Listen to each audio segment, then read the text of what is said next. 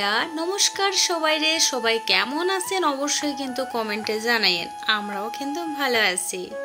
বছরে একখান দিন হয়তো আমরা কোথাও যাই, সারা বছর ঘরেই থাকি, একখান দিন হয়তো আমরা কোথাও যাই, সেটা মন্দির বা যে কোনো জায়গা।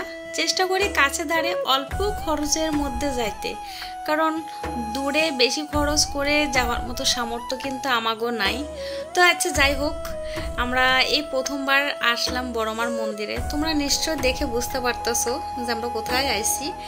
তো যাই হোক, বড়মার মন্দিরে এখানে ডালা নিয়ে নিলাম, আর সোজা আয়সা কিন্তু লাইনে দাঁড়াইছি। দেখছো কত লাইন। আমরা প্রথমে মনে করছি কি এত বড় লাইন হয়তো যে সারাদিন লাগবে পূজা দিতে। আচ্ছা যাই হোক, সিস্টেম খান কিন্তু ভালাই করছে। দেখো এদিক একদিক দিয়ে লোক বাইরেতেছে, একদিক দিয়ে লোক ঢুকতেছে, এই জন্যই কিন্তু তাড়াতাড়ি হয়ে যাইতেছে। আর এখন জিনিস লুকায়ে লুকায়ে কিন্তু ভিডিও গান করছি। কেন বলো তো, এখানে ভিডিও করা মানা। সিকিউরিটি গার্ড বারবার কিন্তু বারণ করতেছে ভিডিও না করার জন্য, তারপরেও কিন্তু আমরা লুকাই লুকাই করতেছি। যাই হোক, তোমাগুলোকে শেয়ার করলাম। মায়েরা দেখতে কেমন লাগতেছে অবশ্যই কমেন্টে জানাইও। যারা আমাগোর মতো আগে কখনো আসো নাই বড়মার মন্দিরে, তারা একটু দর্শন করো আর মারে একটু প্রণাম করে নিও, তো শান্তি পাবা মন থেকে। আমি মনে করি আর কি যে মায়ের মন্দিরে আসি সত্যি মনটা অনেক শান্তি লাগতেছে। তো বিশেষ করে মায়ের মন্দির বলে না, আমরা যে কোনো মন্দিরে যাইলেই কিন্তু আমাদের মনটা শান্তি লাগে, হালকা হয়ে যায়। আচ্ছা যাই হোক, এখানে দেখো অনেক ভিড়, যেহেতু এত লোক প্রত্যেক দিন পূজা দিতে আইয়ে, তো সেজন্য একজন একজনের মানে দাঁড় করাইয়ে পূজা দেওয়া কোনো মতোই সম্ভব না। তো সেজন্য এই ভিড়ের মধ্যেই কোনো রকমে পূজাটা হয়। যাই হোক, মন যদি পরিষ্কার থাকে, মন যদি ঠিক থাকে, মায়ের মন্দিরে মায়ের পূজা যেভাবে হোক দেওয়া যায়। তো যাই হোক, দেখো অত ভিড়ের মধ্যে কোনো রকমের পূজা টুজা দিলাম, দিয়ে সোজা আমরা চলে এলাম কোথায় বলো তো, মায়াপুরে। হ্যাঁ, কি বলো তো, আমরা সকাল সকাল ঘর থেকে বাইরে হয়েছি, একদম ভোরবেলা 10টার মধ্যে বড়মার মন্দিরের পূজা আমাকে দেওয়া হয়ে গেছে। আর নৈহাটির বড়মা, তোমরা নিশ্চয় বুঝতে পারতেছো। তারপরে ভাবলাম ভাইরে কইলাম কি, ভাই চল, যেহেতু সকাল সকাল আমাকে হয়ে গেছে, তাহলে আজকের দিনখান চল আমরা অন্য জায়গায় যাই। তো আমরা সবাই মিলে মায়াপুর আইছি। এদিকে দেখো, যেহেতু এখন বর্ষাকাল, আর এই বর্ষাকালে নদীর প্রচন্ড স্রোত, ভয়ও লাগতেছে।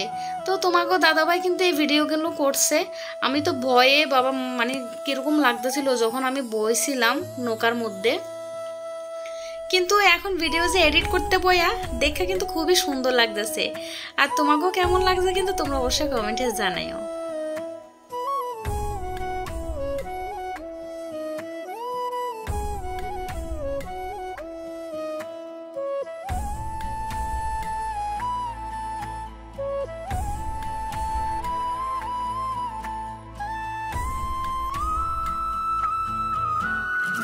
এদিকে দেখো, আমরা ঘাটের থেকে কিন্তু নামে পড়ছি। হ্যাঁ, আর আমার পুরো মাথা দেখছো পাগলি পাগলি লাগতেছে। সকালে স্নান করে বাইরেছি না, চুল পুরো ভিজা। তো পূজাখান দিয়ে বাইরে গেছি। এখন আমরা মায়াপুরে একটা জায়গায় বসে মাথাখান আশ্রয় নেবো ভালো করে।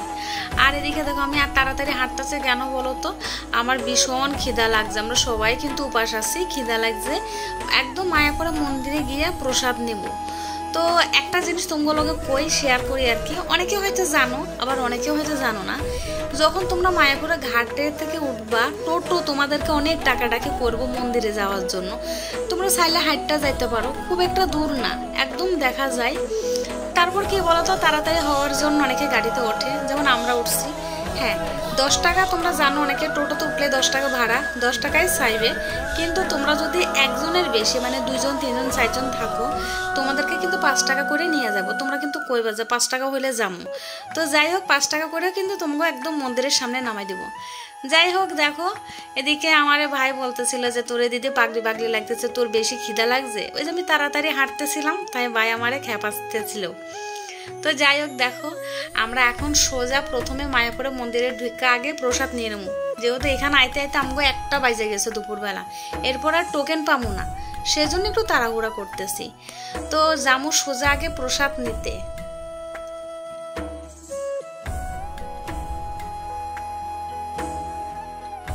মায়াপুরে আসছে আর এই জায়গায় প্রসাদ নেয় নাই এমন মানুষ মনে হয় খুব কমই আছে। তো বন্ধুরা দেখো আমরা এখানে বসে পড়ছি একদম ভর পেট 40 টাকা দিয়ে 3 বার করে প্রসাদ দিব। আগে 40 টাকা ছিল, কিন্তু আগের বার আমরা যখন 6 মাস আগেও আইছি তখনও কিন্তু 40 টাকা ছিল, কিন্তু এবার আইসা দেখি 50 টাকা হয়েছে। আর এখানে দেখো মনারা না দিয়ে যখন আমারে দিল, মনা করতেছে আমারও তো দেয় নাই, তো ওই দাদাটা ওরে খেপাইতেছিল, বলে না তোমারে দিব না। তো যাই হোক ওই জন্য একটু হাসতেছিলাম। তো দেখো এখানে প্রথমে খিচুড়ি দিল সবাই 1 চামচ কইরা, তারপরে এখন অন্ন প্রসাদ দিল, এক এক করে সব কিছুই দিব। ডাল দিব, তারপরে সবজি দিছে, 2 রকমের একটা তরকারি দিছে, লাস্টে কিন্তু চাটনিও দিছে। তো যাই হোক এই জায়গায় তোমরা একদম 50 টাকা দিয়ে ভর পেট খাইতে পারবা, মনও ভরবো আর পেটও ভরবো। তো যাই হোক আমি ভাই, ভাইয়ের বউ, মনার বাবা, আমরা সবাই মিলা কিন্তু প্রসাদ নিয়ে নিলাম ঠাকুরের নাম কইরা।